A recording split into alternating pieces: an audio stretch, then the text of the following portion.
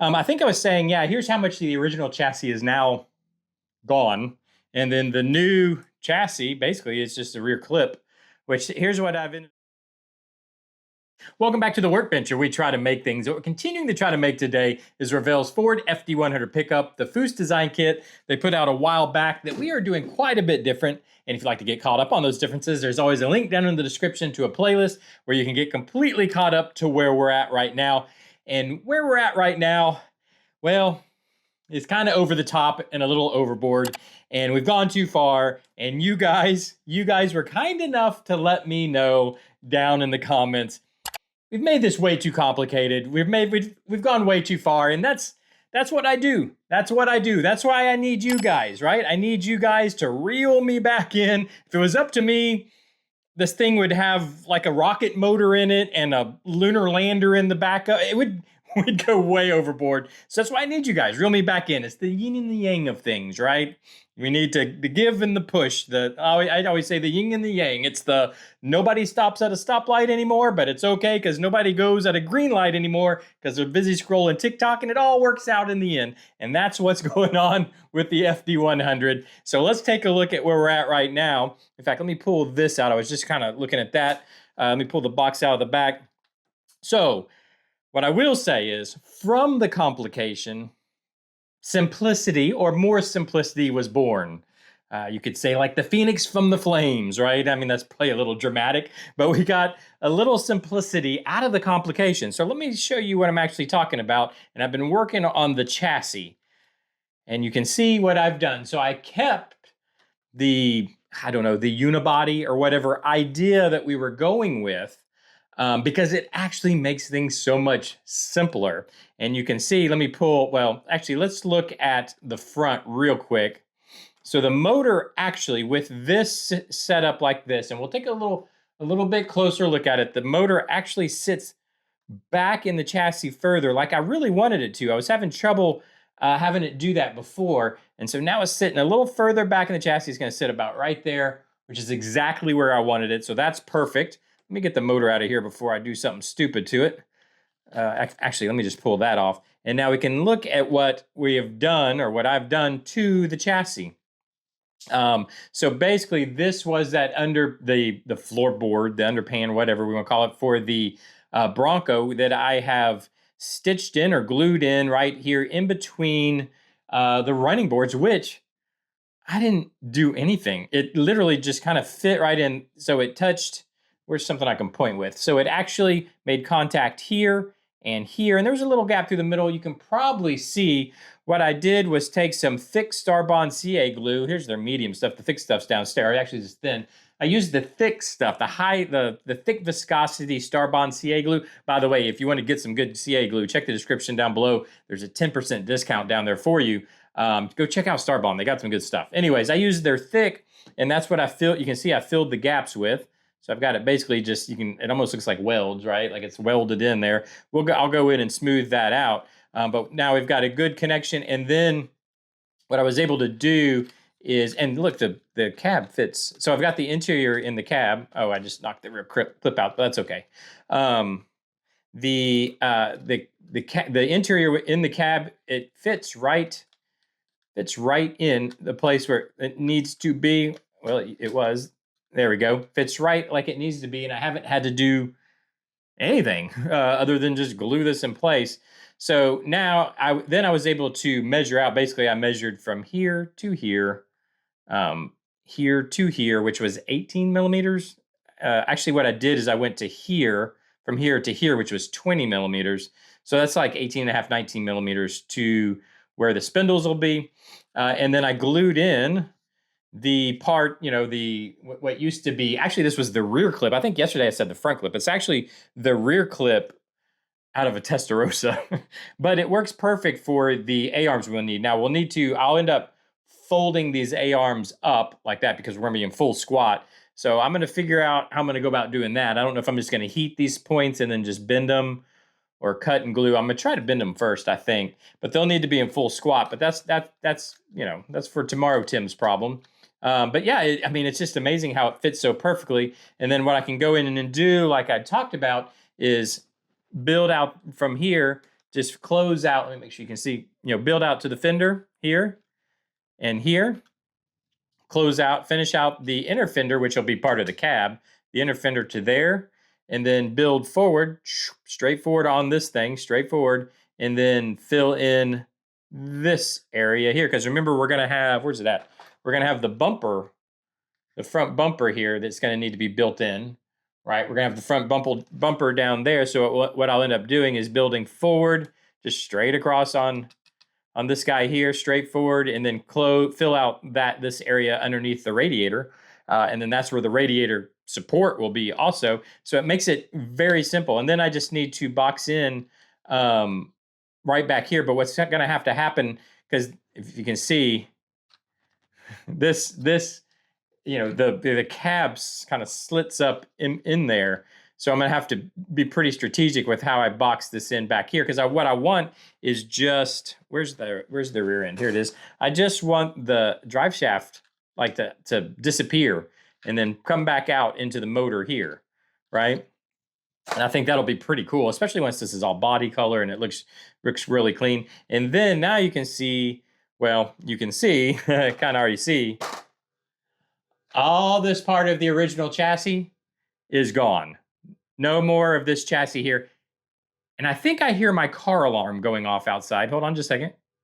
It is. I'll be right back.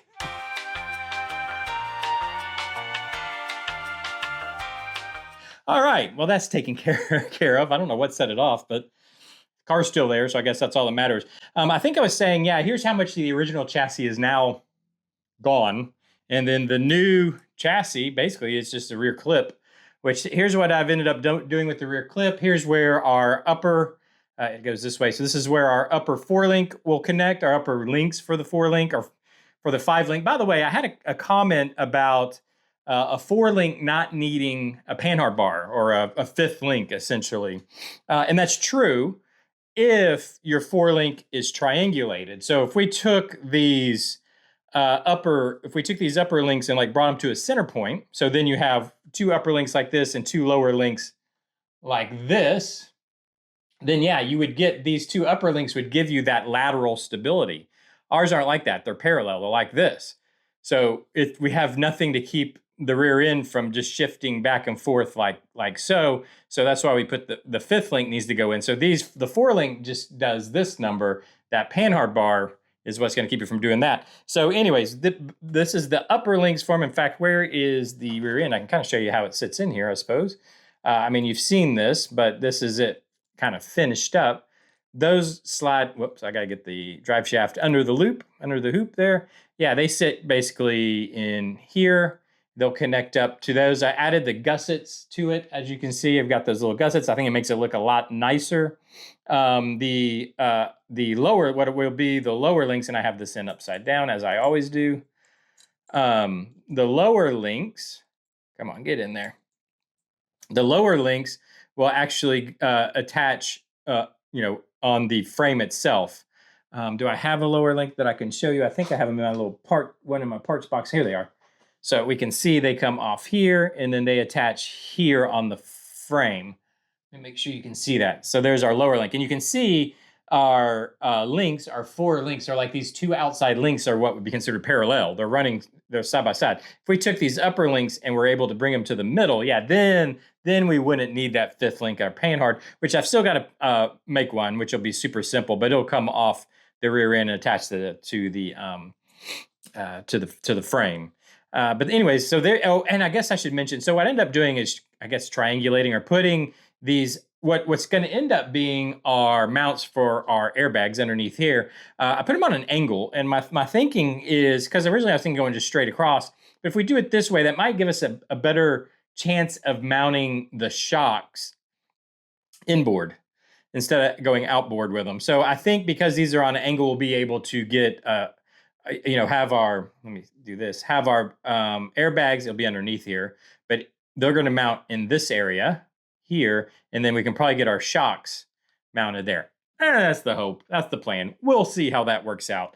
Or we'll just go outboard with them, the shocks. We could do that also. But anyways, I think this is going to be, and obviously we've ditched the 4-wheel drive setup. So front diff, all that stuff, everything that was just gumming up the works, got rid of it. And what that means too is we can go to our separate, our different diameter tires, which is good too. I had a comment on that too, and it's true. You can just, if you wanted to do a 4-wheel drive or all-wheel drive and do 2 different diameter tires or wheels or whatever, you could do that by changing the gearing in one of the, it's all about just having the same rollout, right? So they have to make one rotation at exactly the same time, front and back.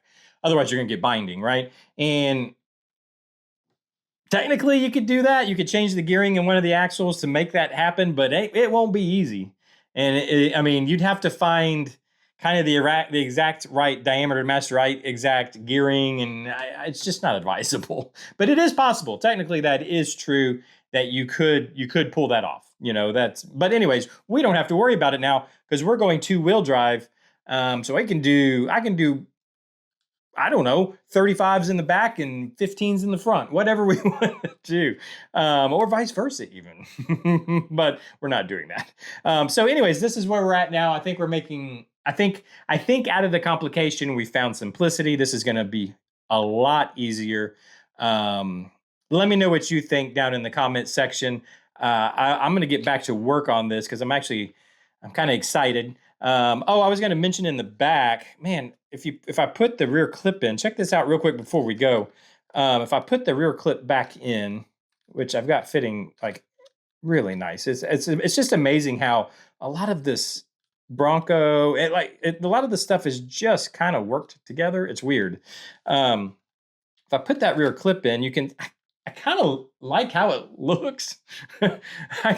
So we might even go more simplistic in the bed, because I like the mechanical part of this. We could just have our box sitting here, and I'm thinking we might. Where did I put the interior? Because we'd have the interior that we were going to use for the bed. We'd have to modify it, right? Because we're going to have to cut in. It won't sit down now that we have these bars up top. I don't know. I mean, I still like the interior, but we might go more simple and just put bed here or floor here. Oh, I guess you can see I cut the floor out too of the bed. I kind of forgot to mention that. But we can put floor in here, floor in here. We'll have our air ride just kind of sit right here. I don't know. Let me know what you think. Let me know what you think. I'm gonna keep pondering about the bed itself, but let me know what you think as far as what should we do in the back. What do you think about the new direction of the chassis? Yeah, just let me know down in the comments. I love getting your comments. Thank you for the comments that you did give me. Get me back on track. If you're enjoying this, hit the like button, hit the subscribe button. If you want to keep up with these builds and this silliness, just go and hit that subscribe button, hit the hype button, do whatever, hit all those. Do all the stuff everybody always tells you to do on YouTube. I'm gonna get back at work at this. I'm having a lot of fun with it, so I will see you guys tomorrow. Bye-bye.